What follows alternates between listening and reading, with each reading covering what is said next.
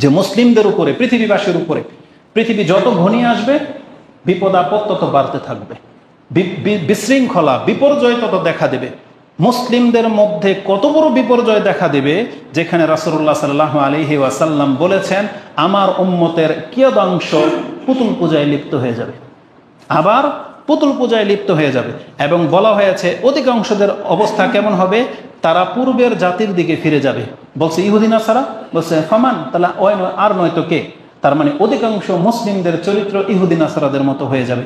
এটার চাইতে বড় বিপর্যয় মুসলিমদের জীবনে মনে হয় আর কিছুই ঘটবে না। তো এটা যেহেতু পৃথিবীর একেবারে শেষ দিকে ঘটবে, এজন্য এই চ্যাপ্টারটা আমরা একবারে শেষ দিকে আলোচনা করব। আজকে যে জিনিসটি, যেই ফিতনাটা দিয়ে আমি শুরু করব, সেটা হচ্ছে মুসলিমদের উপরে সবচেয়ে বড় ফিতনা যেটা ছেয়ে যাবে, সেটা হলো মুসলিমের দ্বারা মুসলিম ক্ষতিগ্রস্ত হবে। মুসলিমের দ্বারা মুসলিমের ক্ষতিগ্রস্ত হবে, এটা আল্লাহর রাসূল সাল্লাল্লাহু আলাইহি সাল্লাম তিনি ভবিষ্যৎবাণী করে আমাদেরকে জানিয়েছেন। এই মর্মে হাদিসের কিতাবগুলোতে পর্ব রয়েছে, যেমন ইমাম মুসলিম রাহিমাহুল্লাহ তিনি তার 54 নম্বর পর্বে কিতাবুল ফিতান, তার 5 নম্বর পর্বটা হচ্ছে, তিনি বলেছেন বাবুন, এই অধ্যায় হলো ফি হালাকি হাযিহিল উম্মাহ বাদুহুম বিবাদ, এই উম্মত একে অন্যের দ্বারা ক্ষতিগ্রস্ত হবে। এটা হচ্ছে এই পর্বে। তারপর তিনি ওখানে কিছু হাদিস এনেছেন। সেই হাদিসের মধ্যে আমাদেরকে জানানো হয়েছে যে মুসলিমই মুসলিমের ক্ষতির সবচেয়ে মুখ্য কারণ হবে। এটা রাসূলুল্লাহ সাল্লাল্লাহু আলাইহি ওয়াসাল্লাম তিনি বিজাতির পূর্বের জাতির ইতিহাস থেকে যেটা আঁচ করতে পেরেছিলেন, এবং যেই জিনিসগুলো পূর্বের জাতির জন্য ক্ষতির কারণ ছিল, এবং যেভাবে পূর্বের জাতিকে আল্লাহ ধ্বংস করেছেন, এই প্রত্যেকটা জিনিসকে সামনে রেখে রাসূলুল্লাহ সাল্লাল্লাহু আলাইহি ওয়াসাল্লাম আল্লাহর কাছে দোয়া করেছিলেন যে আমার উম্মতের ক্ষেত্রে যেন এটা না ঘটে। পূর্বের জাতিকে ডুবিয়ে মারা হয়েছিল, আমার উম্মতকে যেন ডুবিয়ে মারা না হয়। পূর্বের জাতিকে ওই প্লাবিত বন্যা দিয়ে, দুর্ভিক্ষ দিয়ে ধ্বংস করা হয়েছিল, আমার উম্মতকে যেন সমূলে ডুবিয়ে বা দুর্ভিক্ষ দিয়ে ধ্বংস করা না হয়। এটা রাসূল সাল্লাল্লাহু আলাইহি ওয়াসাল্লাম আঁচ করতে পেরেছিলেন, এবং তিনি আল্লাহর কাছে এগুলো এক এক করে দোয়া করে চেয়ে নিয়েছিলেন। তার মধ্যে একটা দোয়া এটাও ছিল যে আমার উম্মত যেন বিভক্ত না হয়ে যায়, এবং তারা একে অপরের সাথে যেন লড়াই না করে। আল্লাহ এটা আপনি কবুল করেন, আল্লাহ সেটা কবুল করেননি। ওই হাদিসটা ইমাম মুসলিম রাহিমাহুল্লাহ এভাবে কোট করেছেন যে রাসূলুল্লাহ সাল্লাল্লাহু আলাইহি ওয়াসাল্লাম তিনি বলেন সালতু রাব্বি আন সালাস, আমি আমার রবের কাছে 3টা জিনিস চেয়েছিলাম। সালতু রাব্বি আল্লাহ ইউহলিকা উম্মতি বি সানাতিল আম্মা বিসানাতিল, আমার উম্মতকে আপনি দুর্ভিক্ষ দিয়ে একেবারে সমূলে ধ্বংস করে দিয়েন না। ফাআতানিয়াহা, রাসূল সাল্লাল্লাহু আলাইহি ওয়াসাল্লাম বলতেছেন আল্লাহ আমার এই দোয়া কবুল করেছেন এবং বলেছেন হ্যাঁ তোমাকে এটা দেওয়া হলো, যে তোমার উম্মতকে আমি দুর্ভিক্ষ দিয়ে ধ্বংস করে দেব না। তারপর তিনি বলেন যে সালতুহু, আমি আমার রবের কাছে চেয়েছিলাম আল্লাহ ইউহলিকা উম্মতি বিল গারক, আপনি আমার উম্মতকে ডুবিয়ে মেরে দিয়েন না। আপনারা তো জানেন যে ডুবিয়ে মারা হয়েছিল কাকে কাকে, তার মধ্যে একটা হলো ফেরাউন এবং তার পুরো সাম্রাজ্যের লোকগুলোকে, তার পুরো টিমটাকে আল্লাহ ডুবিয়ে মেরেছিল। তার আগে আল্লাহ কাউকে মারেনি ডুবে, নূহ আলাইহিস সালামের জাতিকে ডুবিয়ে মারা হয়েছিল। তো রাসূলুল্লাহ সাল্লাল্লাহু আলাইহি সাল্লাম বলেন আমার উম্মতের পাপের কারণে তাদেরকে আল্লাহ আপনি এইভাবে সমূলে ডুবিয়ে ধ্বংস করে দিয়েন না। ফাআতানিয়াহা, আমাদেরকে সেটা দেওয়া হয়েছে। রাসূলের কারণে আমরা আজকে পাপী হয়েও আল্লাহর সে আযাব থেকে আমরা বেঁচে গেছি, আলহামদুলিল্লাহ। আল্লাহুম্মা সাল্লি আলা মুহাম্মদ। তো রাসূলুল্লাহ সাল্লাল্লাহু আলাইহি ওয়াসাল্লামের এই 2টা দোয়া আল্লাহ কবুল করেছিলেন। তৃতীয়ত যেটা আমাদের জন্য সবচেয়ে বড় ভয়ঙ্কর বিষয়, রাসূল সেটাও চেয়ে নিলেন। তিনি বললেন ফাসালতুহু আন লা ইয়াজআলা বাসাহুম বাইনাহুম, আল্লাহ তারা যেন একে অপরের সাথে দ্বন্দ্বে না জড়িয়ে যায়, আপনি আমার থেকে এটা কবুল করেন। ফামানা আনিয়াহা, রাসূল সাল্লাল্লাহু আলাইহি ওয়াসাল্লাম বলতেছেন আমাকে নিষেধ করে দেওয়া হলো যে না, আপনার এই দোয়া কবুল করা হবে না, বরং আপনার উম্মত এমন একটা জাতি তারাই নিজেরাই নিজেদেরকে ধ্বংস করবে, এজন্য আপনার এই দোয়াটা কবুল করা হলো না। তো রাসূলুল্লাহ সাল্লাল্লাহু আলাইহি ওয়াসাল্লামের দোয়াটা কবুল করা হয় নাই। তার মানে রাসূল সাল্লাল্লাহু আলাইহি ওয়াসাল্লাম আঁচ করতে পেরেছিলেন যে আমার উম্মতের এক অংশ আরেক অংশকে ধ্বংস করে দেবে। এই হাদিসটা ইমাম মুসলিম তার কিতাবুল ফিতানের মধ্যে এনেছেন, যেটা 7152-তে পাবেন।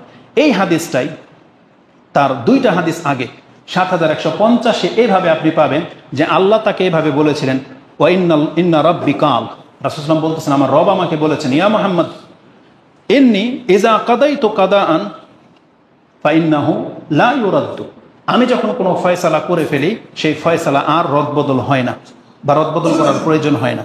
ওয়াইন্নে আতাইতুকা লিউম্মাতিকা আল্লাহ উহলিকা বিসানাতিল আম্মা, আমি আপনাকে দিয়ে দিলাম জান, আপনার উম্মতকে আমি দুর্ভিক্ষ দিয়ে ধ্বংস করব না, এবং আপনার উম্মতের উপরে একটা মর্যাদা এটাও দিলাম যে পুরো পৃথিবীর কাফের যদি একত্র হয়ে যায় আপনার উম্মতকে মানে মুসলিমদেরকে সমূলে ধ্বংস করে দেবে, তারা যদি একসাথেও হয়ে যায় কোনোদিন, তারপর আপনার উম্মতের উপরে তারা জয়ী হতে পারবে না। মানে বিজাতির শত্রুরা মুসলিমদেরকে কোনোদিন হালাক করে দিতে পারবে না, সমূলে বিনাশ করে দিবে, এটা হবে না কিয়ামতের মাঠ, যেটা কাফেররা চায়।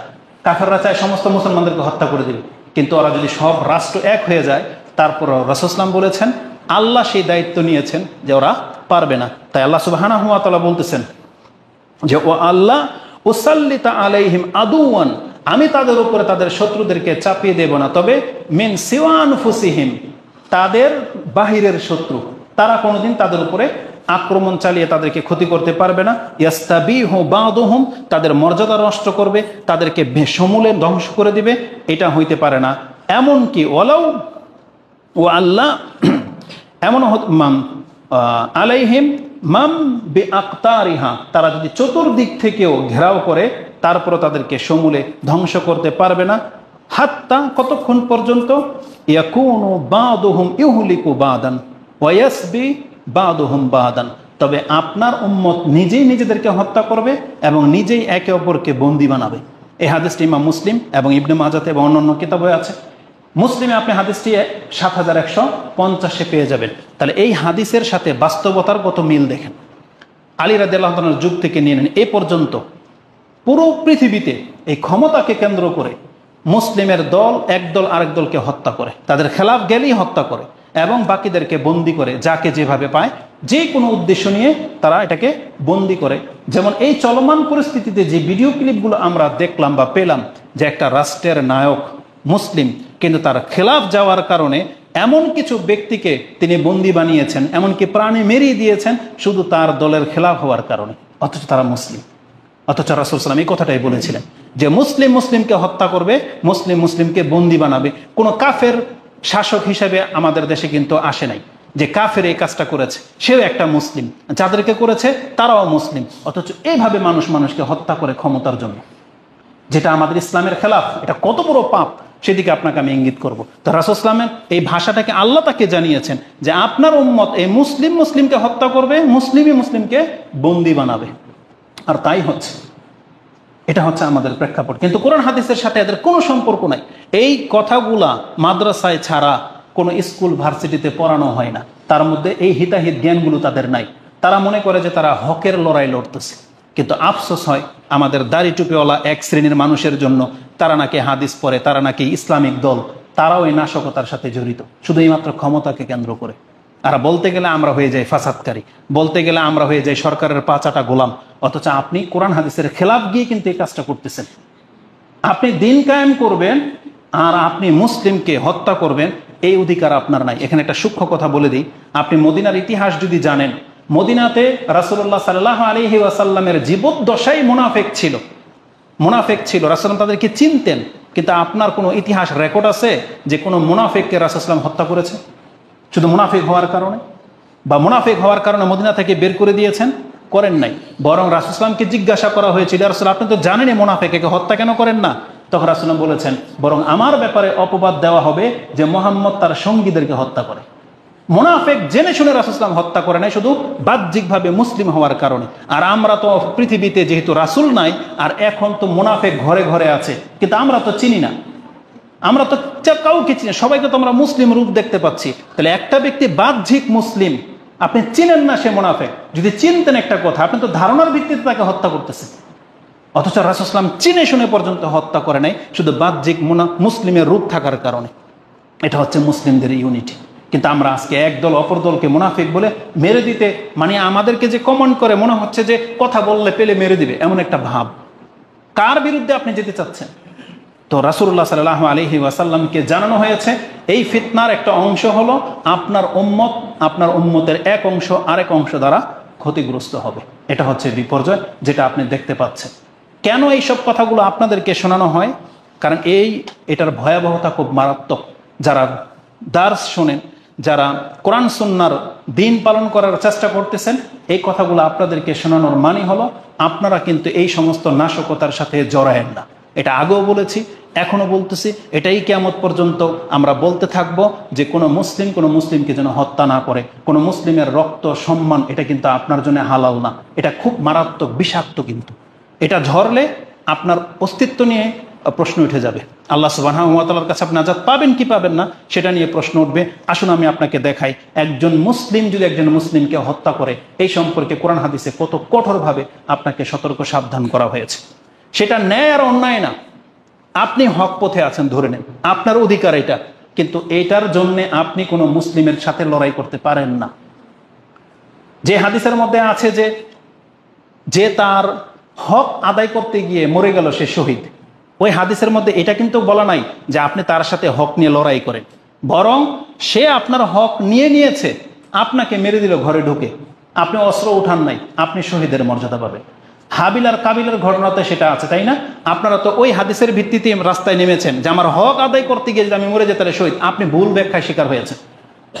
হাবিল কাবিলের সাথে কিন্তু লড়াই করে নাই, বলছে লাইন বাসাত্তা ইয়াদাইয়া, তুমি যদি তোমার হাতকে আমার দিকে প্রসারিত করো, মা আনা বিবাসিত, আমি কিন্তু আমার হাতকে তোমার উপরে উঠাবো না।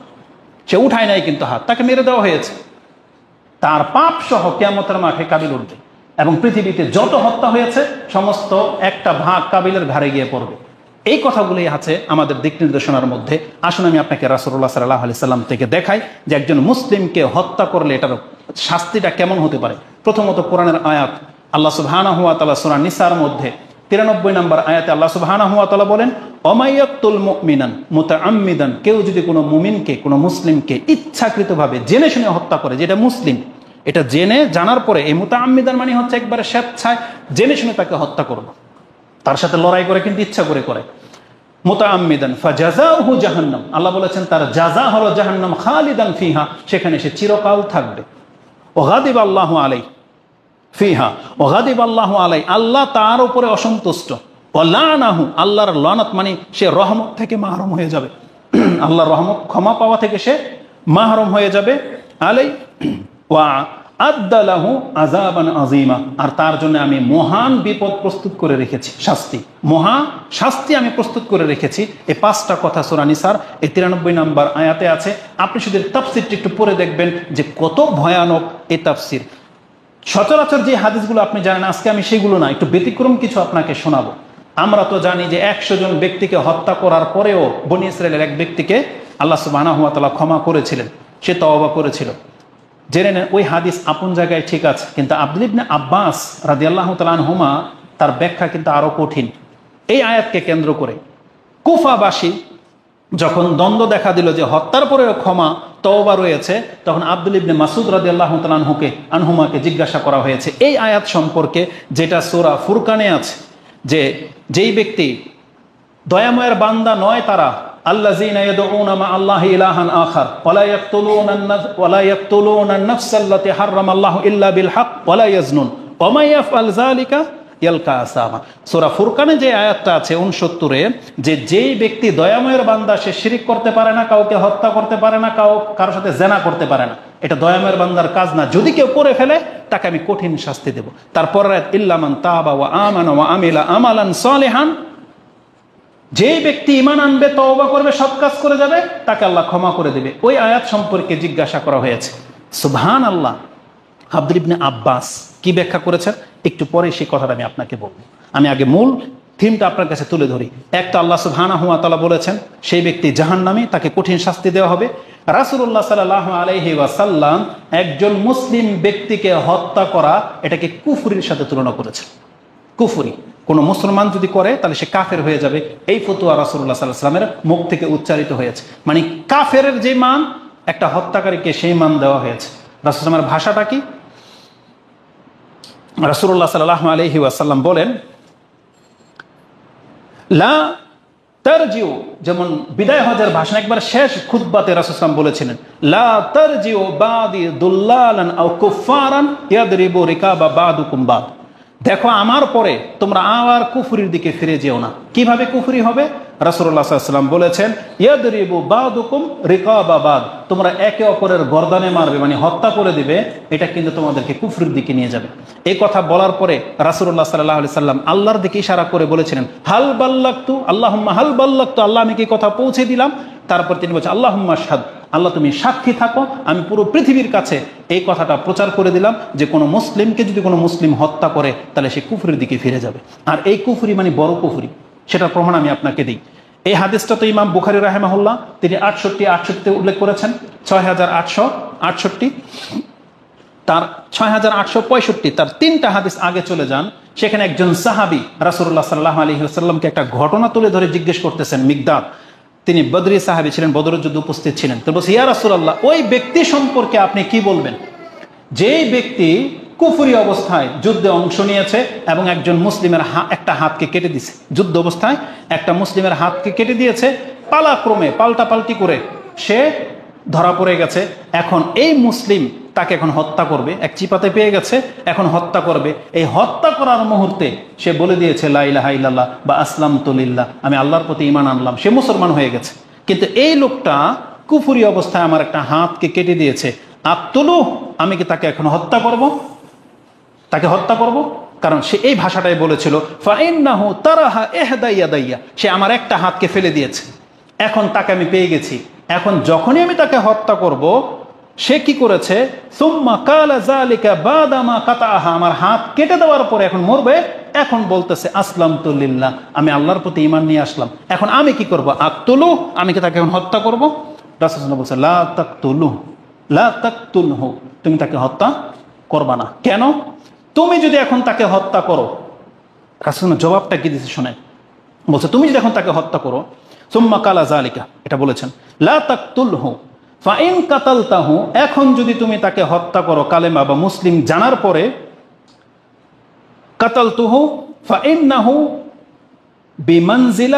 বিমানজিলাতিকা কাবলা আন তাকতুলু, তুমি তাকে হত্যা করার আগে তোমার মানটা যেখানে ছিল, তার মানে একজন মুজাহিদ, একজন সাহাবী, একজন মুসলিম ইমানদার, আর হচ্ছে মুজাহিদ, তুমি এখন যেই মানে আছো তাকে হত্যা করার আগে, তাহলে সেই ব্যক্তি তোমার এই মর্যাদাটা পেয়ে যাবে, তোমার মর্যাদা পেয়ে যাবে। আর তুমি যদি হত্যা করে ফেলো, তোমার মর্যাদা কি হবে? ও আনতা বিমানজিলাতাহা ও আনতা বিমানজিলাতিহি কাবলা আইয়াকুলা কালিমাতান কাদ কাল, একটু আগে যে সেই কালিমাটা উচ্চারণ করে ফেলেছিল, তার আগে তার অবস্থানটা যেখানে ছিল, মুসলমান ছিল না কাফের ছিল? বলছে তুমি যদি এখন কালিমা পড়ার পরে তাকে হত্যা করো, তাহলে তার মর্যাদাটা যেখানে ছিল, তোমার মর্যাদা সেখানে চলে যাবে। এই হাদিস বুখারী মুসলিমের হাদিস। তার মানে জেনে শুনে একজন মুসলিমকে যদি কেউ হত্যা করে, রাসূলুল্লাহ সাল্লাল্লাহু আলাইহি সাল্লাম এটাকে কুফরের সাথে তুলনা করেছে। এখন কিয়ামতের মাঠে ফয়সালাটা কি হবে এটা আপনারা এখানে দেখে নিন, কুফরি হবে কি হবে না না কি এটা আপনি গবেষণা করেন, এটা আমার কাজ না। রাসূলুল্লাহ সাল্লাল্লাহু আলাইহি ওয়াসাল্লাম এতভাবে ধমক দিয়েছেন, শুধু এটা আপনি মাথায় রাখেন যে একজন মুসলিমকে হত্যা করা কুফরের সাথে তুলনা করেছেন রাসূলুল্লাহ সাল্লাল্লাহু আলাইহি সাল্লাম। আব্দুল্লাহ ইবনে ওমর রাদিয়াল্লাহু আনহু কি বলেছেন, তার বর্ণনা যে হাদিসটি আছে, রাসূল সাল্লাল্লাহু আলাইহি ওয়াসাল্লাম বলেছেন, লা ইয়াজালুল মুমিন মিন ফুসহাতি মিন দিন, একজন ব্যক্তি দিনের গণ্ডি থেকে ততক্ষণ পর্যন্ত বের হয় না, তার দিনের নিরাপত্তায় সে থাকে, সে মুসলিম, মুসলিম মানে তার রক্ত হালাল না, তার রক্ত এখন নিরাপদ, সে ততক্ষণ পর্যন্ত তার রক্তকে সে নিরাপদ রাখবে যতক্ষণ পর্যন্ত মালাম ইউসিব দামা হারামান, যে যাকে আল্লাহ হত্যা করতে হারাম করেছেন, হারামান, সেই ব্যক্তির রক্ত ঝরানো পর্যন্ত সে নিরাপত্তায় থাকবে। তার মানে একজন মুসলিম যদি একজন হারাম ব্যক্তিকে হত্যা করে, রক্ত ঝরায়, তার মানে সে ইসলামের যেই গণ্ডির যেই মর্যাদা সেটা সে হারিয়ে যাবে, হারিয়ে ফেলবে। এটাও ইমাম বুখারী রাহিমাহুল্লাহ কোট করেছেন, যেটা আপনি হাদিস 68-62 পেয়ে যাবেন, 6862 পেয়ে যাবেন। তাহলে এই হাদিসগুলোর মধ্যে রাসূলুল্লাহ সাল্লাল্লাহু আলাইহি ওয়াসাল্লাম কুফরির ফতোয়া লাগিয়ে দিয়েছেন, যেই ব্যক্তি কোনো ইচ্ছাকৃতভাবে কোনো মুসলমানকে হত্যা করবে, এবং রাসূলুল্লাহ সাল্লাল্লাহু আলাইহি ওয়াসাল্লাম আমাদেরকে নিষেধ করেছেন। অতএব মুসলিমের দ্বারা যেন কোনো মুসলিম খুন না হয়, যদিও তাকে আপনি জানেন যে সে মানে যদিও আপনাদের জানা আছে যে শিরক ব্যতীত যে কোনো গুনাহ আল্লাহ সুবহানাহু ওয়া তাআলা মাফ করে দিবেন। একটু আগে যে কথাটা বলেছিলাম যে ওই আয়াতের ব্যাখ্যা কি, যে আজকে আমরা যারা মনে করি যে শিরকের চাইতে যে কোনো গুনাহ আল্লাহ মাফ করে দিবেন, যেমন সূরা নিসার মধ্যে 2টা আয়াতে এসেছে 48 এবং 116 সম্ভবত, তাহলে সেই আয়াতের ব্যাখ্যা কি? একজন তাবি আব্দুল্লাহ ইবনে আব্বাসকে ব্যাখ্যা জানতে চেয়েছেন যে সূরা নিসার 3টা আয়াতের তাফসীর গিয়ে পড়বেন। সূরা তাহা 20 নম্বর সূরার 82 নম্বর আয়াত, সূরা ফুরকান 25 নম্বর সূরার 70 নম্বর আয়াত, এবং সূরা নিসা এই 93 নম্বর আয়াত, যেখানে আল্লাহ মুসলিমকে হত্যা করতে চরমভাবে নিষেধ করেছেন এবং কি শাস্তি আছে সেই আয়াতগুলোতে পাবেন। একজন তাবি আব্দুল ইবনে আব্বাসকে জিজ্ঞাসা করেছেন, সুয়েলা ইবনে আব্বাস, মান কাতালা মুমিনান মুতাআম্মিদান সুম্মা তাবা, একজন ব্যক্তি ইচ্ছাকৃতভাবে একজন মুসলিমকে হত্যা করলো, সুম্মা তাবা তারপরে তওবা করলো, ও আমানা ওয়া আমিলা সালিহান সুম্মা ইহতাদা, এই শব্দগুলো ওই সূরা তাহা 20 নম্বর সূরার 82 নম্বর আয়াতে আছে যে ওয়া ইন্নী লাগাফফারুন লিমান তাবা ওয়া আমানা ওয়া আমিলা সালিহান সুম্মা ইহতাদা। আল্লাহ বলেছেন, নিশ্চয়ই আমি ওই ব্যক্তিকে ক্ষমা করব যেই ব্যক্তি তওবা করে ফিরে আসলো, ঈমান আনলো, সৎ কাজ করতে থাকলো এবং হেদায়েতের উপরেই থাকলো, তাকে আমি ক্ষমা করব। এই আয়াতের তাফসীর সম্পর্কে জিজ্ঞাসা করেছেন। এটা শুনে আব্দুল ইবনে আব্বাস বলতেছেন, ওয়াইহাহু, আক্ষেপ তার জন্য, ওই ব্যক্তির জন্য, ওয়া আন্না লাহু হুদান, যেই ব্যক্তি একটা মুসলিমকে হত্যা করতে পারে তাহলে সেই ব্যক্তি হেদায়েতের উপরে রইল কই? তুমি বলতেছো যেই ব্যক্তি তওবা করে নিল, হেদায়েতের পথে চলে আসলো, তাহলে হেদায়েতের পথে থেকে কাউকে হত্যা করলো, তাহলে এটা তার হেদায়েতের প্রমাণ? তো বলছে ওই হাহু, তার জন্য আক্ষেপ, সে কি করে হেদায়েতের পথে রইল যেই ব্যক্তি একটা মুসলিমকে হত্যা করতে পারে? এটা আব্দুল ইবনে আব্বাস বলতেছেন। তারপর তিনি বলতেছেন, সামিয়াতু নবিয়াকুম সাল্লাল্লাহু আলাইহি ওয়াসাল্লাম, আমি তোমাদের নবীর মুখ থেকে এটা শুনেছি, ইয়াকুল, রাসূল বলেছেন, ইয়াজিউল কাতিল, কিয়ামতের মাঠে একজন হত্যাকারী আসবে, ইয়াজিউল কাতিল, কাতিল আসবে, ওয়াল মাকতুল, এবং যাকে হত্যা করা হয়েছে সে আসবে, ইয়াউমাল কিয়ামাতি মুতাআল্লিকুন বিরাসি সাহিবিহি, একজন আরেকজনের মাথা ধরে নিয়ে আসবে। হত্যাকারীর মাথা ধরে নিয়ে আসবে, যে ব্যক্তি খুন হয়েছে, হত্যাকৃত ব্যক্তি, ওই হত্যা হয়েছে, সে তার মাথা ধরে নিয়ে আসবে এবং আল্লাহর কাছে বলবে, ইয়াকুল রব্বি সাল হাজা লিমা কাতালানি, আল্লাহ আপনি ওকে জিজ্ঞেস করেন ও আমাকে কেন হত্যা করেছিল। আল্লাহর কাছে খুনিকে ধরে নিয়ে আসে, এই হত্যাকৃত ব্যক্তি বলবে, আল্লাহ ওকে জিজ্ঞেস করেন ও আমাকে কিসের জন্য হত্যা করেছিল। যারা এখন এই চলমান প্রেক্ষাপটে যদি বলি, যারা যাকে হত্যা করেছেন, এক শ্রেণীর পুলিশদেরকে হত্যা করেছেন, আর পুলিশরা ছাত্রদেরকে হত্যা করেছে, সাধারণ পাবলিককে হত্যা করেছে। একটা পুলিশকে যদি এভাবে ধরে নিয়ে আসা হয়, মুসলমান ব্যক্তি, কোনো কাফের হলে তার কথা জিজ্ঞেস করার দরকার নেই, ও তো জাহান্নামী। কিন্তু মুসলিমকে যদি জিজ্ঞেস করে তুমি ওকে কেন গুলি করছিলা, হত্যা করছিলা, এ কি জবাব দেবে? যে আমার নেত্রীকে বাঁচানোর জন্য। আর এই ছাত্র যারা একটা পুলিশকে পিটিয়ে মেরে ফেলছে, মুসলিম, ও কি জবাব দেবে আল্লাহর কাছে? যে আল্লাহ তোমার দিন প্রতিষ্ঠা করার জন্য এটা করেছি, নাকি বলবে আমি কোটা গ্রহণ দখল করার জন্য? কি জবাব দেবে? তারা কি জন্য মাঠে নেমেছিল? এটা আল্লাহর দিন প্রতিষ্ঠা করার জন্য? তাহলে একটা ব্যক্তি স্বার্থ বা আপনার অধিকার নিয়ে আপনি মাঠে নেমেছেন আর পিটিয়ে মেরে দিলেন, কি জবাব দিবেন আল্লাহ সুবহানাহু ওয়া তাআলার কাছে? আর গতকালকে কে যেন একটা ভিডিও ক্লিপ পাঠাইছে, এটা আসলে মেনে নেওয়ার মতো না। মুসলমান দেশে মুসলিমরা এমনটা করবে? আমার তো মনে হয় যে এরা মুসলমান না যারা এটা করেছে, যে পুলিশের টিম, কারণ এটা ইন্ডিয়ান পুরা সোলজারটা ছিল সম্ভবত, নাইলে কোনো মুসলমান পুলিশ এইভাবে কোনো মুসলমানকে মারতে পারে না।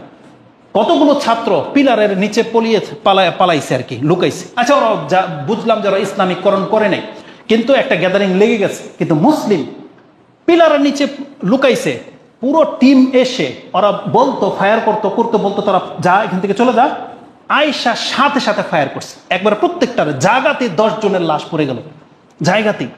এটা কোনো মুসলমানের দৃশ্য হতে পারে না।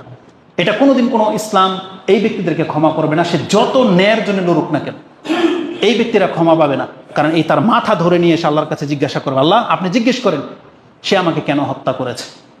রাসূলুল্লাহ সাল্লাল্লাহু আলাইহি ওয়াসাল্লাম বলেন, ওয়াল্লাহি, আল্লাহর কসম করে বলতেছি, লাকাদ আনজালাহাল্লাহু আযজা ওয়া জাল্লা আলা নাবিয়িকুম, তোমাদের নবীর উপরে এই আয়াত নাজিল করার পরে, আল্লাহর কসম করে তিনি বলতেছেন, এই আয়াত নাজিল করার পরে, সুম্মা মা নাসাখা বাদাহা আনজালাহা, আল্লাহ এই আয়াতের খেলাফ আর কোনো আয়াত নাজিল করে নাই। তার মানে আল্লাহ এই সূরা নিসার 93 নম্বর আয়াতটা খুন সংক্রান্ত নাজিলকৃত শেষ আয়াত, এটা কোনো আয়াত দিয়ে রহিত হবে না। ওই সূরা ফুরকানের তারপরে তোহার কোন তওবার আয়াত এই আয়াতটাকে রহিত করতে পারে না। এটা আব্দুল ইবনে আব্বাস কসম করে বলতেছেন, এটা হচ্ছে খুন সংক্রান্ত সবচেয়ে শেষ আয়াত। তার মানে এই ব্যক্তির তওবা গ্রহণযোগ্য হবে না, ও শাস্তি পাবেই পাবে। ও শাস্তি পাবেই পাবে। যেমন ধরেন বিচারে বাংলার জমিনে বা ইসলামিক শাসনের আমলে কি বিচার কি কেসাস, যেটা একজন খুনি যদি 1000 বার তওবা করে, রাষ্ট্রের নায়কের ক্ষমতা আছে ওকে মাফ করে দেওয়ার? মাফ করে দেওয়ার ক্ষমতা নেই। ওকেও দুনিয়াতে কি করা হবে? কেসাস করে ওকে হত্যা করে দেওয়া হবে। তাহলে দুনিয়াতে যেহেতু ওর তওবা গ্রহণযোগ্য হচ্ছে না, ওকে শাস্তি পেতেই হবে। এটাই হচ্ছে কিয়ামতের বিধান। কিয়ামতের মাঠে ওকে শাস্তি পেতেই হবে। তবে আল্লাহ সুবহানাহু ওয়া তাআলা যেহেতু ক্ষমাশীল, দয়াবান, কোনো ব্যক্তি যদি তার জীবনের সর্বোচ্চ চেষ্টা যদি করে, হতে পারে আল্লাহ সুবহানাহু ওয়া তাআলা তাকে ক্ষমা করুক, আমাদের এই ভাইদেরকে ক্ষমা করুক। আমরা এই দোয়াই করতে পারি। এছাড়া আমাদেরকে তাদের শহীদি ট্যাগও লাগাইতে পারি না। তারা ফাসাদকারী বা কি, আমরা কোনো ফতুয়াবাজি করতেছি না। এখন যা ঘটে গেছে তো ঘটে গেছে। আমাদের এই দুই পক্ষের মুসলিম ভাই যারা একে অপরকে হত্যা করেছে, যতদিন আমরা বেঁচে আছি আমরা শুধুমাত্র আল্লাহর কাছে বলবো, আল্লাহ ওদের ভুলটাকে আপনি মাফ করে দেন। আর আমাদের সন্তানদেরকে বলবো, দেখেন আপনি হকের লড়াই বলেন, যাই বলেন, আমাদের আলেমরা বলতেছে এই গণতান্ত্রিক সিস্টেমে আপনি কোনো হক আদায় করার জন্য রাস্তায় নামবেন না। এটা আমাদেরকে শিক্ষা দেওয়া হচ্ছে। কারণ এই সিস্টেমটাই হচ্ছে ইসলামের বহির্ভূত সিস্টেম। এটা কোনো ইসলামিক তরিকা না। অতএব আপনার এই ন্যায়সঙ্গত দাবি নিয়ে আপনার রাস্তায় নামবেন, এটা আপনার ন্যায়সঙ্গত হবে না। কারণ রাসূলুল্লাহ সাল্লাল্লাহু আলাইহি ওয়াসাল্লামের দিক নির্দেশনা এটা ছিল না। কত আশ্চর্যের ব্যাপার! কেমনে আপনাকে বুঝাই? আলী রাদিয়াল্লাহু তাআলা আনহু আর মুয়াবিয়া রাদিয়াল্লাহু তাআলা, দুই গ্রুপ মুসলিম যখন ঝগড়া লেগে গেল, একজন তাবি অস্ত্র রেডি করতেছে, বের হবে। আবু বকর রাদিয়াল্লাহু তাআলা বলতেছেন তুমি ফিরে যাও। তো বলতেছে আমি রাসূল সাল্লাল্লাহু আলাইহি ওয়াসাল্লামের চাচাতো ভাইকে সাহায্য করতে যাব না। বলছে না, তুমি যাবে না। কারণ রাসূলুল্লাহ সাল্লাল্লাহু আলাইহি ওয়াসাল্লাম বলেছেন, ইজাল তাকাল মুসলিমাইনি বিসাইফিহিমা ফাল কাতিলু ওয়াল মাকতুলু ফিন্নার। যখনই কোনো মুসলিম অস্ত্র নিয়ে মুখোমুখি দাঁড়িয়ে যায়, একজন হত্যা হলে দুজনে জাহান্নামে চলে যাবে, তুমি ফেরত যাও। এটা হচ্ছে তাদের দিক নির্দেশনা। পৃথিবীতে কত জুলুম হয়েছে তাদের উপরে। আর আজকে যে নির্বুদ্র আমাদেরকে বলে যে আলেমরা কি রাষ্ট্র চালাইতে পারবে কিনা, আপনি জেনে নেন সাহাবীদের থেকে নিয়ে আজ পর্যন্ত কোনো আলেম কোনো রাষ্ট্র দখল করার কাজে যায়নি। হাজ্জাজ বিন ইউসুফের মতো জালেম শাসক আমলে অসংখ্য সাহাবী বেঁচে ছিল, কেউ কোনো প্রতিবাদে যায়নি যে আমাদেরকে ক্ষমতা ছেড়ে দেন, আমরা ক্ষমতা চালাবো। আব্দুল ইবনে আব্বাস তখন বেঁচে ছিলেন, আব্দুল ইবনে ওমর সম্ভবত ছিলেন, আনাস ছিলেন, কত সাহাবী ছিলেন তখন। কিন্তু কেউ এই আশায় তারা কোনোদিন জীবনযাপন করতেন না যেই স্বপ্ন আমরা দেখি না। এটা হওয়ার না। আমরা আমাদের দিনী ভাইদেরকে বলবো, অন্তত এই খায়েশ ছেড়ে দেন। এই ফিতনার জায়গা থেকে আপনি নিজেকে গুটিয়ে রাখার চেষ্টা করেন। আপনার আমার কাজ হচ্ছে দেশের কল্যাণের জন্য দোয়া করা। আমাদের মুসলিম ভাইদেরকে যত পারে আমরা বুঝিয়ে রাখবো, এটা আমাদের দায়িত্ব। যেমন একজন বলতেছে, হুজুর ফিতনা করে তো মহিলা নেতৃত্বে তো গায়েব হয়েই গেল। তার মানে চিৎকারি করে বলতেছে যেটাকে আপনি ফিতনা বলতেছেন, এই ফিতনা দিয়ে তো একটা উপকার হইল, যে নারী নেতৃত্ব তো দূর হইল। আমরা এক্ষেত্রে কি বলবো? রাসূলুল্লাহ সাল্লাল্লাহু আলাইহি ওয়াসাল্লামের সেই হাদিস, এটা আপনি নিতে পারেন কি না পারেন আমি জানি না, বুখারী এবং মুসলিমে আছে। রাসূল বলছেন, ইন্নাল্লাহা লা ইউআইয়িদু হাযা দ্বীন বিরাজুলিন ফাজিরিন। কখনো কখনো আল্লাহ সুবহানাহু ওয়া তাআলা পাপীকে দিয়েও ইসলামের খেদমত করিয়ে নেয়। এটা আপনি জেনে নেন, এটা আল্লাহর নীতি। আব্দুল ইবনে রাসূলুল্লাহ সাল্লাল্লাহু আলাইহি ওয়াসাল্লামকে আব্দুল মুত্তালিব, আবু তালেব রাসূল সাল্লামের চাচা, তাকে লালন পালন করে নাই। তিনি একা যতটা খেদমত করছে রাসূল সাল্লামের ক্ষেত্রে, পৃথিবীর সমস্ত মানুষ সেটা করে দেখায় নাই। কিন্তু সেই ব্যক্তিকে কিন্তু আল্লাহ মাফ করে দেবে না। কারণ আল্লাহ সুবহানাহু ওয়া তাআলা, রাসূল বলছেন যে একজন ব্যক্তি হত্যা করতে করতে মানে একেবারে মরে গেল, তখন একজন সাহাবী বলতেছে, ইয়া রাসূল সে জান্নাতি। রাসূল বলতেছে ফাদাখালান নার, সে জাহান্নামে যাবে। কোনো কারণ জানে না কেউ। তারপরে সংবাদ আসলো সে নিজে আত্মহত্যা করেছে, কিন্তু ও তো কাফেরদেরকে হত্যা পর্যন্ত করেছে, কাফেরদেরকে তো কচুকাটা করেছে। তাই বলে কি রাসূলুল্লাহ সাল্লাম জানিয়েছেন যে যেহেতু কাফেরদেরকে হত্যা করছে, এই খুশিতে আল্লাহ তাকে মাফ করে দিয়েছেন? রাসূল সাল্লাম বলছেন না, সে জাহান্নামে যাবে, কারণ সে ইসলামের একটা অপরাধ করেছে, নিজে নিজে আত্মহত্যা করেছে। তাহলে আপনাকে এই বিধানগুলো বুঝতে হবে। ন্যায় আর অন্যায় এটা আপনি আপনার আলেমদের কাছ থেকে শেখার চেষ্টা করেন। আজকে আপনারা আপনাদের আলেমদেরকে চেতনার মূল্যায়ন করেন না, অথচ তারা আপনাদেরকে তাওহীদ শেখাচ্ছে, তারা আপনাদেরকে হক পথ শেখাচ্ছে, আর তাদেরকে ডিঙ্গিয়ে আপনি এক কদম আগে চলে যান। এটা হওয়ার না। আল্লাহ আমাদেরকে বোঝার এবং সে অনুযায়ী আমল করার তৌফিক দান করুন, আমিন। তো রাসূলুল্লাহ সাল্লাল্লাহু আলাইহি ওয়াসাল্লাম আমাদেরকে কঠোরভাবে নিষেধ করেছে, যদি সময় পাস হয়ে চলে গেছে, যে মুসলিমকে হত্যা করবে, এটা কত বড় পাপ। আর যারা হাদিসের সহিহ জয়ীফ মানেন না, মানে হাদিস হইলেই হইল, আপনারা আরো বড় বিপদে জানেন, আপনারা আরো বড় বিপদে। এই যে হানাফি যারা যত মাযহাবের লোকগুলো আছে, যারা হাদিস হইলেই হইল, যেমন ইবনে মাজা থেকে সবরাত প্রমাণ করে দেয়। এই ইবনে মাজার আরেকটা হাদিস নিয়ে নেন, যদি হাদিস হইলেই হয়, তাহলে এই হাদিসে কি আছে জানেন? হাদিসটা হচ্ছে 26-20। আপনি ঘরে গিয়ে পড়ে নিন, আমি ডিটেলস যাব না। 26-20 নম্বরে হাদিসে আছে, কেউ যদি কোনো মুসলিমকে হত্যা করে না, শুধু হত্যার করার জন্য একটু উস্কানিমূলক কিছু একটা বলেছে বা সাপোর্ট করেছে বা কোনোভাবে রিলেটেড, কিয়ামতের মাঠে এই ব্যক্তি উঠবে, তার কপালে লেখা থাকবে, লেখাটা কি থাকবে? লেখা থাকবে আয়েসুন মিন রাহমাতিল্লাহ, এই ব্যক্তি আল্লাহর রহমত থেকে মাহরুম, বঞ্চিত। আয়েসুন কেন কেন লেখা থাকবে? মানে ফেরেশতারা দেখলে বলবে এই ব্যক্তির উপর রহমত করা হবে না, একটা লেখা উঠে যাবে যে এই ব্যক্তি আল্লাহর রহমত থেকে মাহরুম। কেন? কারণ সে একজন মুসলিমকে হত্যার কাজে সাপোর্ট করেছিল, ইঙ্গিত দিয়েছিল, শাইআন কোন একটা কথা বলেছিল যেটা রিলেটেড। তাহলে এই ব্যক্তির কপালে লেখা থাকবে কি আয়েসুন মিন রাহমাতিল্লাহ, আল্লাহর রহমত থেকে সে মাহরুম। আল্লাহ বাঁচাইছে যে হাদিস সহি না, যদি সহি হতো বলেন কি অবস্থা হবে? যারা হত্যা করেছে তারা যে কত বড় বিপদে, যারা হত্যার সহযোগী ছিল তারাই বিপদে পড়ে যাবে। আর এই হাদিস সহি না হলেও এই বিধানটা এমনই, মুসলিমদেরকে হত্যা করার কাজে যারা অংশ নেয় তারা কোনোদিন মুক্তি পাবে না, আপনি জেনে নেন। অতএব তওবা ছাড়া আমাদের সামনে আর কোনো রাস্তা খোলা বাকি নেই। শেষ যে পয়েন্টটা আপনার কাছে উল্লেখ করব দ্বিতীয় খুতবায়, যে এই হত্যা থেকে বাঁচানোর জন্য রাসূলুল্লাহ সাল্লাল্লাহু আলাইহি ওয়াসাল্লাম কত কি পদক্ষেপ নিয়েছিলেন, তিনি কতটা আমাদেরকে ভালোবাসতেন, সেটা আমি আপনাকে একটু কয়েকটা কথা বলবো। আকুলু লিকাউলি হাযা আস্তাগফিরুল্লাহ লি ওয়া লাকুম ওয়া লিসাইরিল মুসলিমিন ফাস্তাগফিরু ইন্নাহু হুয়াল গফুরুর রহিম।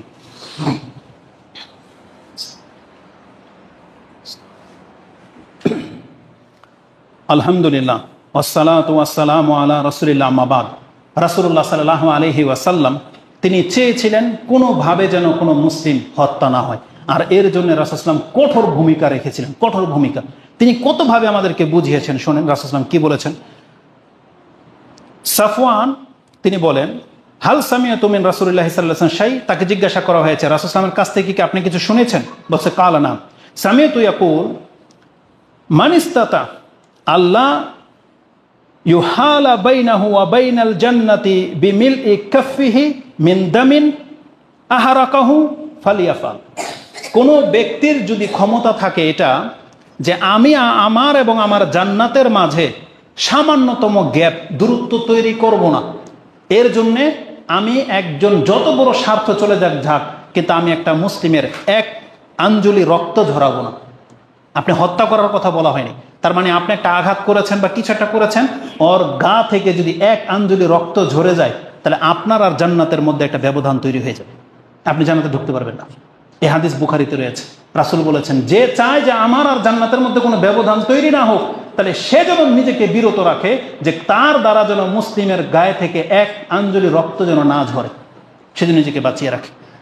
রাসূলুল্লাহ সাল্লাল্লাহু আলাইহি ওয়াসাল্লামের মুসলিমের প্রথম হাদিস যেটা বলেছিলাম, যখন দুইজন মুসলিম একে অপরের সাথে লড়াইয়ের মুখোমুখি হয়, রাসূল বলেছেন ইজা মুসলিমানে হামালা আহাদুহুমা আলা আখিহি সিলাহ, যখন দুইজন মুসলিম মুখোমুখি হয় আর একজন আরেকজনের উপরে তার অস্ত্রকে তাক করে, যখন অস্ত্র রেডি করেছে বের করলো, ইটা হল, গুলি বলেন, বল্লম, জুত্তা, যেটাই বলেন না কেন, তরোয়াল, তীর, যাকে দিয়ে আপনি আঘাত করার জন্য প্রস্তুত, যদি বের করেন, রাসূল বলেছেন ফাহুমা আলা হুফরাতিন, ফাহুয়া আলা হুফরাতিন আছে, আরেকটা শব্দ হলো ফাহুয়া আলা জুরুফি জাহান্নাম, তারা দুইজনেই জাহান্নামের যে গর্ত আছে গর্তের উপরে গিয়ে দাঁড়ালো। তারা জমিনে দাঁড়ায় নাই, এই অস্ত্র নিয়ে দাঁড়ালে জাহান্নামের গর্তের উপরে গিয়ে দাঁড়ালো। যদি ফাইজা কাতালা আহাদুহুমা, একজন যদি হত্যা হয়ে যায়, দাখালা জামিয়ান, দুইজনে জাহান্নামে চলে যাবে। যে মারছে সেও জাহান্নামে যাবে, যে মরলো সেও জাহান্নামে যাবে। বুখারী মুসলিমের হাদিসের মধ্যে যে কথাটা আছে, হাযা কাতিলুন ফামা বালুল মাকতুল ইয়া রাসূলুল্লাহ, এটা তো হত্যা হয়ে গেছে, বুঝলাম না কে, ও মানে খুনি জাহান্নামে যাবে, কিন্তু যে মরে গেল ও কেন জাহান্নামে যাবে? রাসূল বলেছেন ইন্নাহু কানা হিরসান আলা কাতলি সাহিবিহি, কারণ সেও তার সঙ্গীকে মারার জন্য প্রচেষ্টা চালিয়েছিল, কিন্তু সে পারে নাই, মরে গেছে। সে লড়ালড়ি করে পারে নাই, মরে গেছে, এই জন্য সে জাহান্নামে যাবে। কিন্তু সে যদি তার ভাই হাবিলের মতো কথা বলতো যে তুমি আমাকে মারতে আসছো, আমি তোমাকে মারবো না, এখন যদি এই ব্যক্তি তাকে তারপরও মেরে দিত, তাহলে এর জীবনের যত পাপ আছে আর তার পাপ, এই দুই পাপ গিয়ে খুনির ঘাড়ে পড়তো। আর আল্লাহ হত্যাকৃত ব্যক্তিকে, মানে যে ব্যক্তি হত্যা হয়েছে, সে মরে গেছে, তাকে আল্লাহ সুবহানাহু ওয়া তাআলা শহীদের মর্যাদা দিতেন বা ক্ষমা করে দিতেন। কিন্তু যেই ব্যক্তি অ্যাকশনে যাবে, অস্ত্র ধরবে, ঢিল ছুটছেন, আপনি সেই মর্যাদা পাবেন না, বরং আপনি কাল কিয়ামতের মাঠে ফেঁসে যেতে পারেন, যেটাই কোরআন হাদিসের বর্ণনাগুলোতে রয়েছে। রাসূলুল্লাহ সাল্লাল্লাহু আলাইহি ওয়াসাল্লাম বলেছেন আমাদেরকে বাঁচানোর জন্য, দেখেন একটা হাদিস ছেড়ে দিলাম, একটা হাদিস শুধু আমি আপনার কাছে কোট করি। রাসূল বলছেন, লা ইউশিরু আহাদুকুম আলা আখিহি বিসসিলাহ, কোনো ব্যক্তি যেন তার মুসলিম ভাইয়ের দিকে অস্ত্রকে তাক না করে, তরোয়াল হাতে নিয়ে বা একটা অস্ত্র অথবা ওই যে শুট করার জন্য বন্দুক রেডি করছেন, রাসূল বলছেন কোনো মুসলিমের দিকে যেন তাক না করে। কত ভদ্রভাবে রাসূল কথাটা কি বুঝিয়েছেন, যে আপনার ইচ্ছা নাই ওকে হত্যা করার, কিন্তু আপনাকে হুমকি দিয়েছেন, শুধু তাক করেছেন। রাসূল কি বলে জানেন, হতে পারে ফাইন্নাহু লা ইয়াদরি, তুমি জানো না, সে জানে না, লাআল্লা শায়তান ইয়ানজিউ ফি ইয়াদিহি, শয়তান তার হাতে ধাক্কা দিয়ে দিতে পারে। আল্লাহ কথাটাকে শয়তানের দিকে নিয়েছেন রাসূল সাল্লাল্লাহু আলাইহি ওয়াসাল্লাম, যে তোমার কোনো দোষ নাই, তুমি জাস্ট ইশারা করেছিলা, শয়তান পেছন দিকতে হয়তো টিকারটাকে টিপ দিয়ে দিয়েছে, ধাক্কা দিয়ে দিয়েছে। অনেক সময় হয় না এরকম? আপনি তখন কি বলেন ধরা পড়লে, আমার ইচ্ছা ছিল না ওকে মারার, ভারী লেগে গেছে কেমনে যেন, আমি ওকে মারতে চাইনি, বলেন কিনা? এই কথাটি রাসূল সাল্লাল্লাহু আলাইহি ওয়াসাল্লাম বলেছেন। কারণ তুমি ওকে মারো নাই, কিন্তু তোমার অপরাধটা কি ছিল? তুমি অস্ত্রটাকে খুলে ওর দিকে ধরলা কেন? লাআল্লা শায়তান, রাসূল বলেছেন শয়তান হতে পারে তোমার হাতে ধাক্কা লাগিয়ে দিবে, আর লেগে গেলে কি হবে? ইয়াদিহি ফায়াকাউ ফি জুরুফি মিন জাহান্নাম, এই ঘটনার কারণে তুমি জাহান্নামের একেবারে গভীরে চলে যাবে। অতএব রাসূলুল্লাহ সাল্লাল্লাহু আলাইহি ওয়াসাল্লাম আমাদেরকে বিভিন্নভাবে বুঝিয়েছেন যে দেখেন কোনোভাবে যেন একজন মুসলিমের দ্বারা একজন মুসলিম হত্যা না হয়। ওই হাদিসগুলো আপনাকে ছেড়ে দিলাম। এই হাদিসটা হচ্ছে বুখারীতে 7072 নম্বরে রয়েছে, এবং এই রিলেটেড হাদিস একটা আছে 1398, তিরমিজিতে এই হাদিসটা পড়বেন। রাসূল বলেছেন, আল্লাহ যেটা মনে করেন, কি আছে এই হাদিসটা ইম্পর্টেন্ট, কালা লাউ আন্না আহলাস সামাই ওয়াল আরদ, আকাশ এবং জমিনের সবাই যদি একত্র হয়ে কোন একজন মুসলিমকে যদি হত্যা করে, ইয়াশতারিকু ফি দামি মুমিন, একজন মুমিনকে মারার জন্য সবাই অংশ নিয়েছে। কারা? পুরো পৃথিবীবাসী, পুরো আকাশবাসী, সবাই যদি একজন মুসলিমকে হত্যা করার শামিল হয়, মুসলিম লা আকুব্বাহুম হুল্লাহু আকুব্বাহুমুল্লাহু ফিন্নার, আল্লাহ সমস্ত সৃষ্টিটাকে জাহান্নামে ফেলে দিবেন শুধু একজন মুসলিমের রক্তের বদলা নেওয়ার জন্য। সমস্ত সৃষ্টিটাকে আল্লাহ সুবহানাহু, যারাই অংশ নিয়েছিল, যদি ফেরেশতারা অংশ নেয় বা আকাশের যারা আছে তারাও যদি অংশ নেয়, আল্লাহ আকাশ এবং জমিনের সমস্ত মানুষকে জাহান্নামে নিক্ষেপ করে দেবে। এটা এতটা গুরুত্বপূর্ণ ব্যাপার। অতএব আমরা কখনোই আপনাকে বলবো না যে আপনি আপনার মানে হকের জন্য লড়াই করেন আর মুসলিম হয়ে মুসলিমদেরকে হত্যা করবেন। আল্লাহ আমাকে এবং আপনাদেরকে এই ফিতনা থেকে বাঁচিয়ে রাখুন। আমরা যেন কোনো অবস্থাতে একজন মুসলিমের অপমান না করি বা মুসলিমের রক্ত না ঝরাই। আল্লাহ তুমি আমাদের জবান এবং হাতকে হেফাজত করো, এবং আমাদের দ্বারা যে ভুল ভ্রান্তিগুলো হয়ে গেছে আল্লাহ এর জন্য তুমি আমাদেরকে পাকড়াও করো না, আমাদের নির্বুদ্ধিতার কারণে আল্লাহ তুমি আমাদেরকে ক্ষমা করে দাও। এবং আমরা দোয়া করি ওই সমস্ত মুসলিম ভাইদের জন্য যারা না বুঝে এতে অংশ নিয়েছিল এবং হতাহতের ঘটনা ঘটেছে, যারা হয়তো সাধারণ ছিল, যাদেরকে এমনিতে হত্যা করা হয়েছে, আল্লাহ তাদেরকে তুমি ক্ষমা করে দাও। এবং যারা জুলুম করেছে আল্লাহ তারা তোমারই বান্দা, যেমনটা ঈসা আলাইহিস সালাম বলেছেন, যেমনটা আমাদের রাসূল চেয়েছেন, আল্লাহ তুমি যদি তাদেরকে ক্ষমা করে দাও, তোমাকে কোনো জবাবদিহি করতে হবে না। আমরা মুসলিম ভাই হিসেবে তোমার কাছে এটাই আবদার করি, আল্লাহ যারা হতাহতের ঘটনা শিকার হয়েছে আল্লাহ তুমি তাদেরকে ক্ষমা করে দাও। এবং বাংলার জমিনে আল্লাহ তোমার কৌশলে হচ্ছে সবচেয়ে উত্তম কৌশল, যেটা আমরা পারিনি, যেটা কিছু যুবকদেরকে দিয়ে আল্লাহ তুমি ঘটিয়ে দিয়েছ, যেটা আমাদের একান্ত মনের কামনা বাসনা ছিল যে নারী নেতৃত্ব বাংলার জমিন থেকে উৎখাত হয়ে যাক, এবং শ্রদ্ধা সম্মানের নামে যেভাবে মূর্তিগুলো গড়ে উঠতেছিল সেগুলো নিপাত যাক। আলহামদুলিল্লাহ সেটা হয়েছে। আমাদের চাওয়া বা আমাদের পাওয়া হতে পারে আল্লাহ সুবহানাহু ওয়া তাআলা আমাদের এই ডাককে কবুল করেছেন, বা এই বড় দায়িত্ব থেকে আল্লাহ আমাদেরকে অব্যাহতি দিয়েছেন, আল্লাহ নিজেই সেই কাজটা ঘটিয়েছেন। এর জন্য আমরা আল্লাহর শুকরিয়া আদায় করি, আমরা বলি আলহামদুলিল্লাহ। এবং আমরা চেষ্টা করব ভবিষ্যতে যেন বিশৃঙ্খলা না হয়। এখন এই পরিস্থিতিতে এই জাতি আমাদের কথা শুনুক বা না শুনুক, তারা বলতেছে হুজুররা নাকি কিচ্ছিবিলি করেনি। আমরা আপনাদেরকে শুধরানোর জন্য আমাদের এই টিম, আহলে হাদিস সালাফিয়ার মানহাজের এই টিম নাকি কিছুই করতেছে না দুনিয়ার ভূমিকায়, তারা বিলে কিছুই করে না শুধু বক্তব্য ছাড়া। অথচ আপনাদেরকে আমরা বলবো তারা যেটা বলছে, কিন্তু আপনারা এমন হয়ে যান আপনার দ্বারা মুসলিমের একটা সম্পদ, দেশের কোনো একটা কাটাও নষ্ট হবে না। আপনি এটা আল্লাহর সাথে ওয়াদা করেন যে আল্লাহ আমি এমন মুসলিম যে আমার যত বড় স্বার্থ ক্ষুণ্ণ হোক না কেন, আমি আমার দ্বারা এই রাষ্ট্রের মুসলিমদের কোনো একটা সম্পদ আমার দ্বারা নষ্ট হবে না। এটা ওয়াদা আপনাকে আল্লাহর সাথে করতে হবে। চাই ক্ষমতায় যারা থাকুক থাকুক, তাতে আমাদের কোনো মাথা ব্যথা নাই। আমাদের মূল কাজ হচ্ছে ইসলাম নিয়ে, আল্লাহ সুবহানাহু ওয়া তাআলার অধিকার হক নিয়ে, এটা আমরা মাঠে নেমেছি, কাজ করে যাব। তবে যারা আসলে আমাদের মানহাজের ক্ষতি হবে, আল্লাহ তাদের কাছ থেকে আমরা তোমার কাছে আশ্রয় চাচ্ছি। এমন কোনো বিপদ তুমি এই সালাফি মানহাজের উপরে চাপিয়ে দিও না যেটা আল্লাহ আমরা নিতে পারবো না।